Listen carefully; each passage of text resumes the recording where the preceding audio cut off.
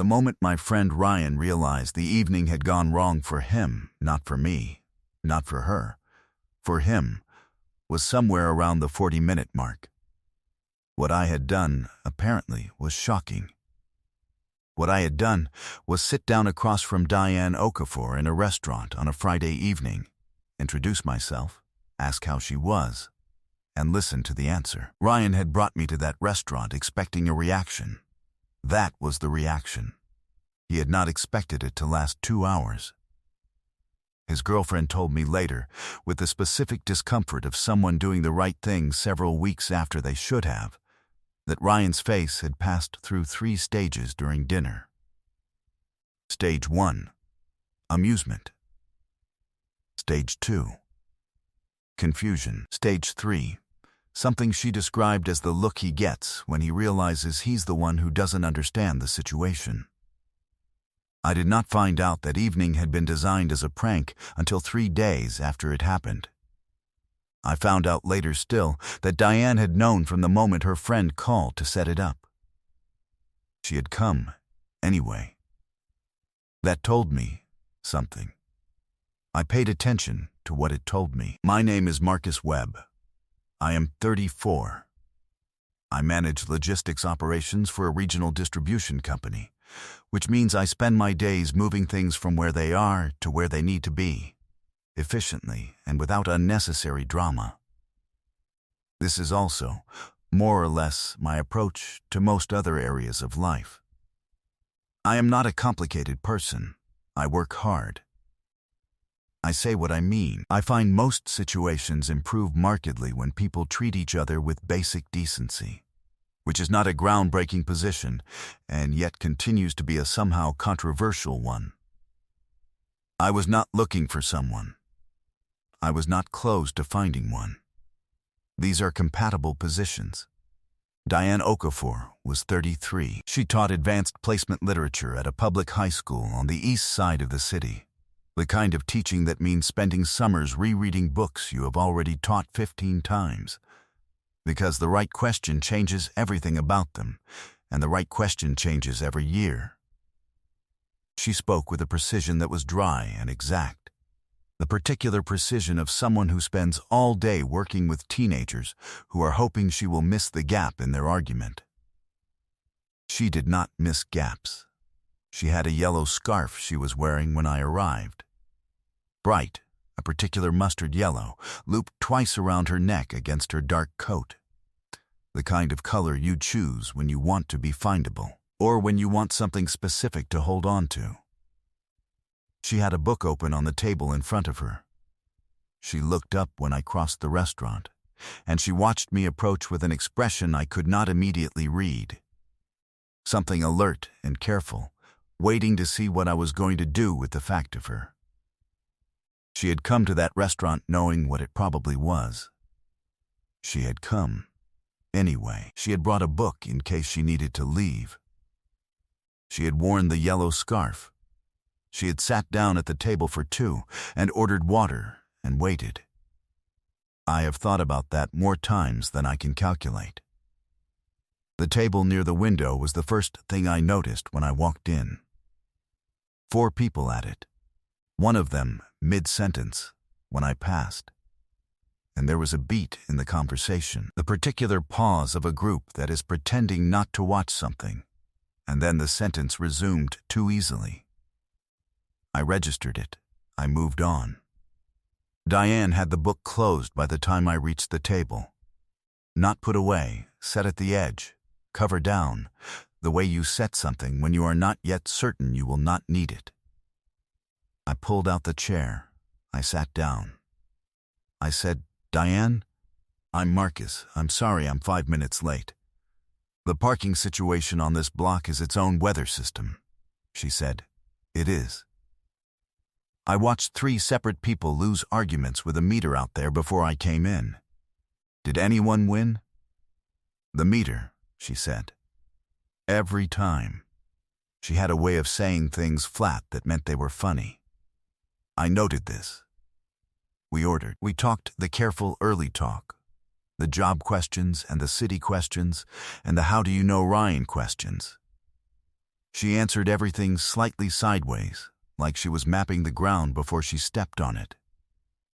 I noticed she had a small tell when she was amused and not letting herself show it. A brief tension in her jaw, the faintest compression.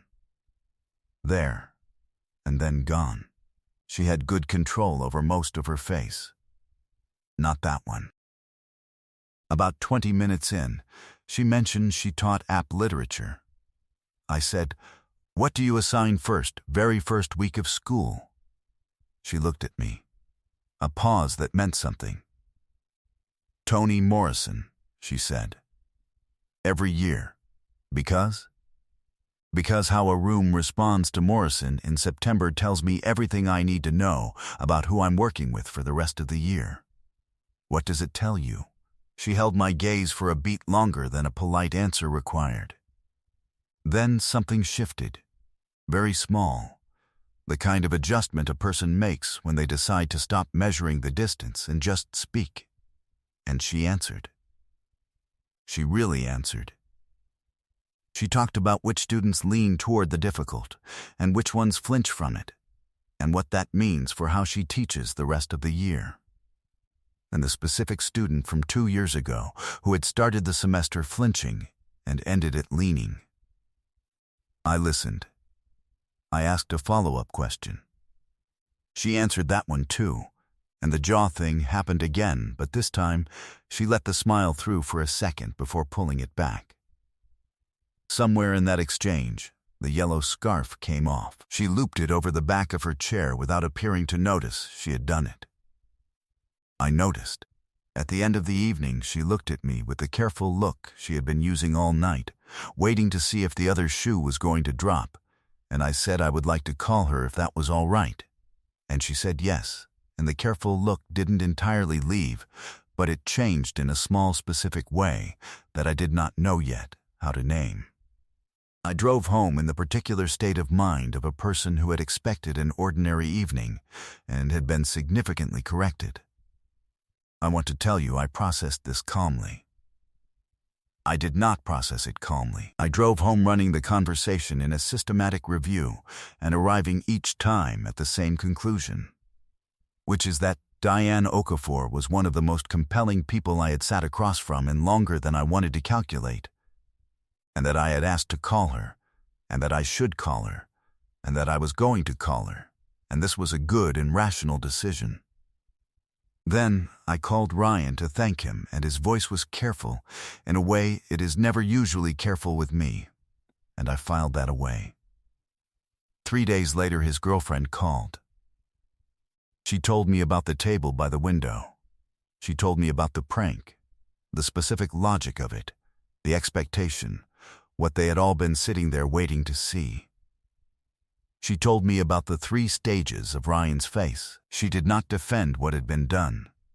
She was clearly not comfortable with having been part of it. I let her finish. Then I asked her to hold on. I sat with what she had told me for a moment, not a long one. Then I called Ryan. I am not going to recount that conversation in detail. What I will say is that it was brief and specific and covered 3 things. What he had done to me, which was to use me in a cruelty I had not consented to. What he had done to Diane, which was to use her as the instrument of it, as if she were a punchline that had agreed to show up and wait. And what he was going to do about it, which was to apologize to her directly and sincerely, or to lose my number. He chose the apology. I do not know what she said to him. I know she received it. I had poor survival instincts around the kinds of people who set up a cruelty and then watch it fail, and call that confusion rather than relief. I replaced Ryan's number in my contacts with something that reminded me of this. 3 days after the call with Ryan's girlfriend, Diane texted. 9:47 in the evening. She wrote, "I have a logistics question." I wrote, "I have a lot of logistics answers." She wrote, "If you were moving, hypothetically, 14 boxes of books, not 12, I miscounted, and your car is a Honda Civic, what is the optimal strategy?" I wrote, "Tell me about the books." She wrote, "What do you mean tell you about the books? They're books." I wrote, "Weight distribution depends on the books. Hardcovers? Paperbacks? Academic editions? Are any of them oversized? Do you have boxes or are you improvising?" A pause of 40 seconds. Then, "I have not thought about this at all." I wrote, "I figured. Start with boxes." She wrote, "You're very calm about this." I wrote, "Logistics." That was the beginning of an exchange that went until 11:45. We did not solve the moving problem. We talked about other things. Her school. A student she was quietly proud of. Whether cities plan themselves or whether planning is retrospective myth-making, which is a thing I actually had opinions on, and which she pushed back on with the precision I had come to expect. At the end she wrote, "This was not what I thought a logistics consultation would look like."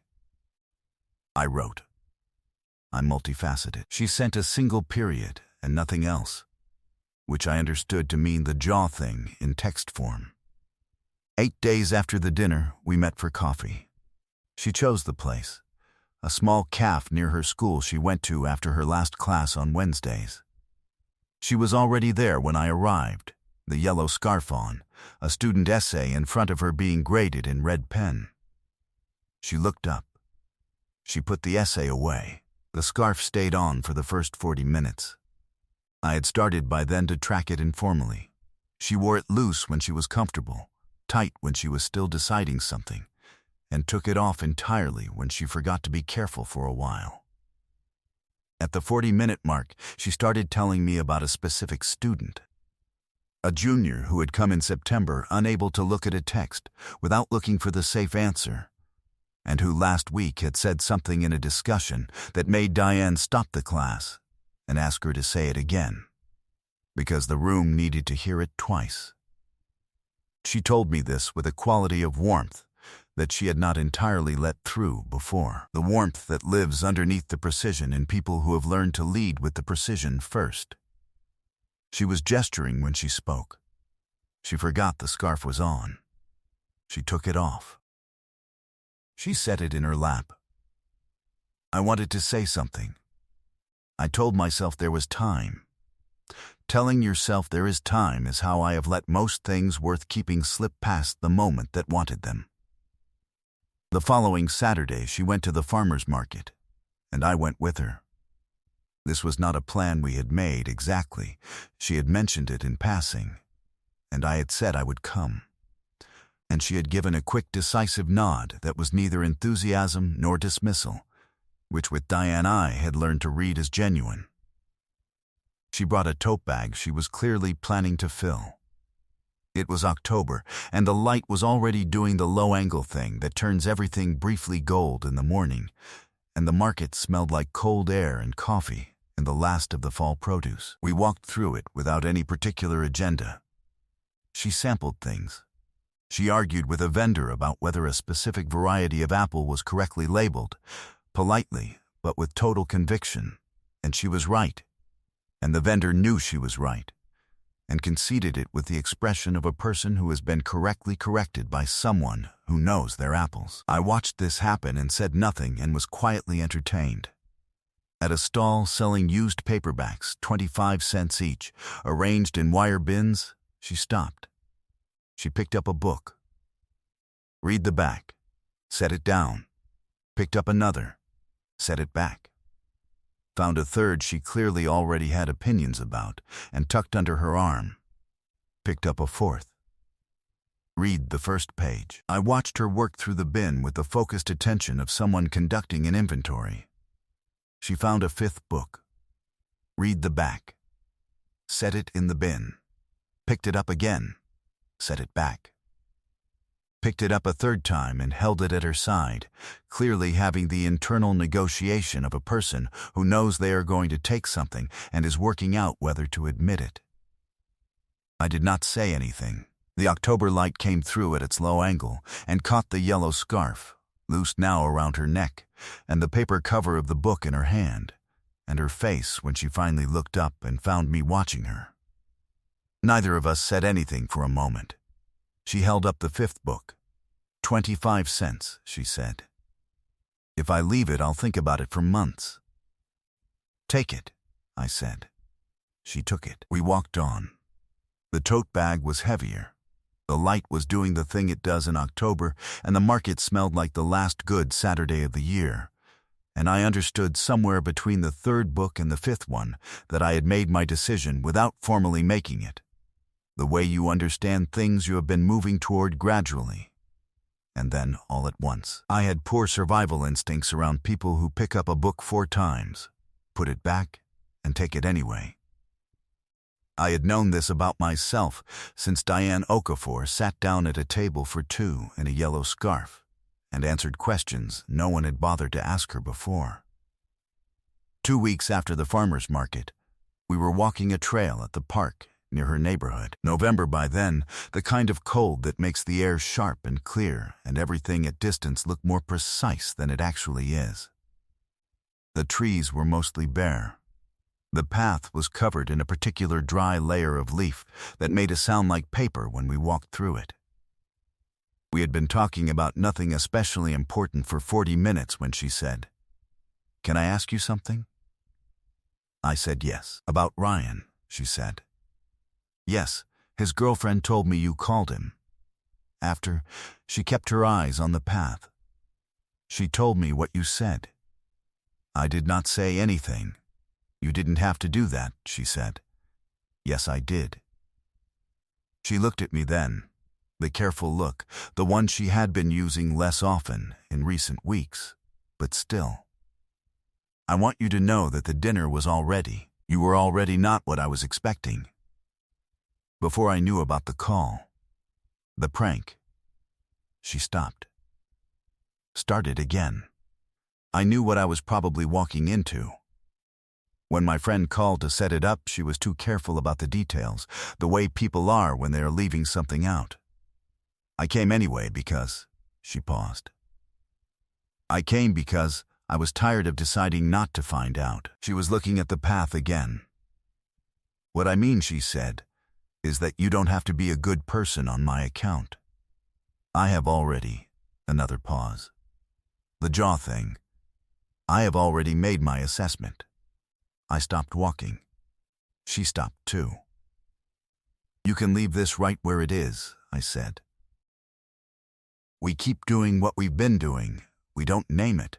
We see where it goes. That is a completely acceptable version of this." She looked at me. She looked at the bare trees. She touched the yellow scarf at her neck, one finger along the edge of it, the way she touched things she was deciding about. "I have been careful," she said, "for a long time." Careful is comfortable. Comfortable is not the same thing as good. She looked back at me. I changed my mind. After the dinner. About whether it was worth, about whether I wanted to keep being careful. Her voice was almost level. My hands felt specific in the way hands do when you become aware of them all at once. "You don't have to tell me what you changed your mind about," I said, "if you want more time." "No," she said. "I don't." She held my gaze. "I sat in that restaurant waiting to be the joke," she said. "And you sat down and asked me what I assigned in the first week of school, and I don't have language for what that was like, actually, to be asked." She paused. And then every conversation since has been the same kind of thing. You ask. You listen. You push back when you disagree, and you say so when you don't. Her voice was quieter now. "I do not know what to do with someone who means exactly what they say. You could believe it," I said. "Or you could wait until you do. Both are fine." She shook her head. A small movement. "I am telling you," she said, "that I have already decided. I am telling you because I would rather say it while it's true than wait and find a good reason not to." I looked at her. "The dinner," I said. "You answered my question about Morrison, and you forgot to be guarded for about 30 seconds, and I saw exactly who you were in that 30 seconds, and I have not been able to be reasonable about it since. I have tried. I paused. The specific version is, I want to know you for a very long time. The long version is everything since. She was still. Then she said, Okay? Okay, I said. Okay, she said again, and the jaw thing happened, and this time she let it through completely, and it was the best thing I had seen in a long time. She took one step toward me, and I closed the other half, and I took her hand, and she held it. The specific held feeling of something decided rather than fallen into. 2 seconds later, a dog launched itself into the back of my knees from nowhere at high speed. Its owner jogging from 30 feet away calling an apology, and the dog's name in the same breath. We separated, lurching in opposite directions, and she laughed, the real kind, unguarded, and sharp.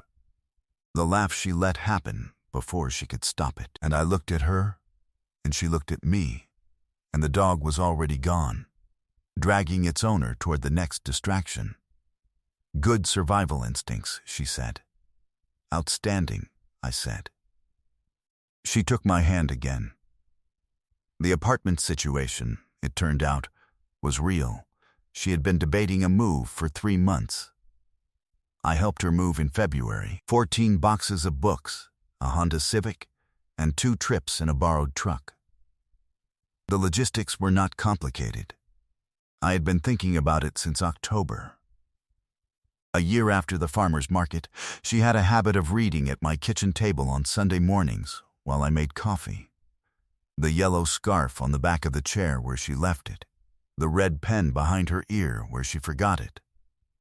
She would not notice the pen was there until I mentioned it. I stopped mentioning it. 2 years later, when people asked how we had got together, she said I had asked the right question at the right moment. I said she had come to a dinner she already knew the shape of and shown up anyway. We were both right. Those things are the same thing, looked at from different directions. Ryan and I spoke again eventually. People are complicated and time moves. But he knows what he did, and I know that he knows, and that is enough of an accounting.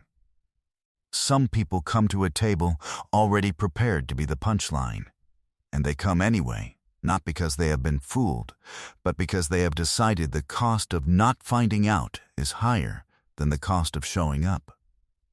That kind of courage is worth meeting correctly. I was simply the person in the room who knew that. What would you have done if you showed up to a blind date and realized halfway through that the people who set it up were watching to see you react badly, and you had to decide in that moment what kind of person you were going to be? And have you ever come to something already knowing it might go wrong, because the alternative was never finding out? Tell me your story in the comments. If this one reached you, leave a like, subscribe, and I'll see you in the next one.